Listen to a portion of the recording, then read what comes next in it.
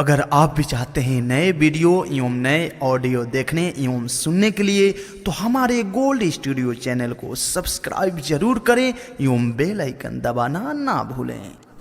लो अरे बाबू रे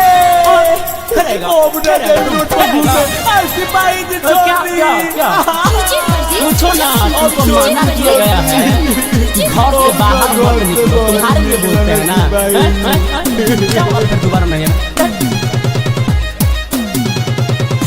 कि घर से निकलो नी तो मरले बा पुलिसिया पैना से कि घर से निकलो नी तो मरले बा पुलिसिया पैना से।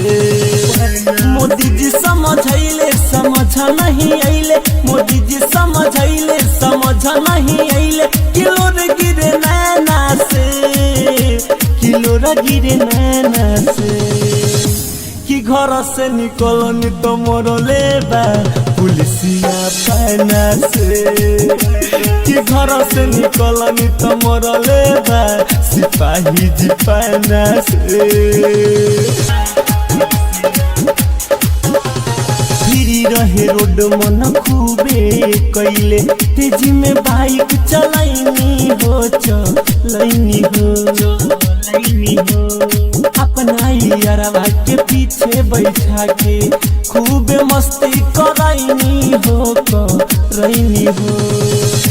रही या न जान रहे हमें ज्ञान कि साथ रहे सेना से, कि साथ रहे सेना से कि घर से निकलो नी तो मरले बा पुलिसिया पैना से कि घर से निकलो नी तो मरले बा पुलिसिया पैना से।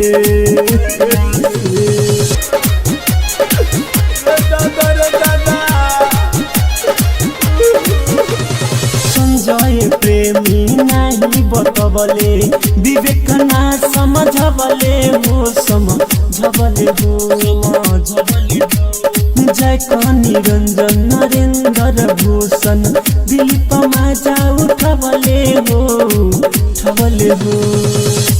परल बारे सोटा मिलल भर कोटा, परल बारे सोटा मिलल भर कोटा, आराम न मिले खैला से दवाई बीरो खैला से कि घर से निकलो नी तो मरले बा पुलिसिया पैना से कि घर से निकलो नी तो मरले बा पुलिसिया पैना से।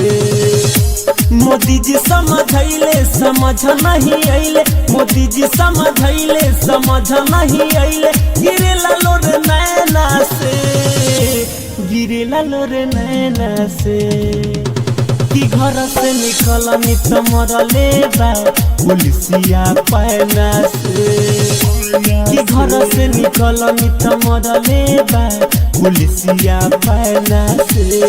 प्रेमी डिजिटल रिकॉर्डिंग स्टूडियो सीभर, कॉन्टैक्ट 9304977188।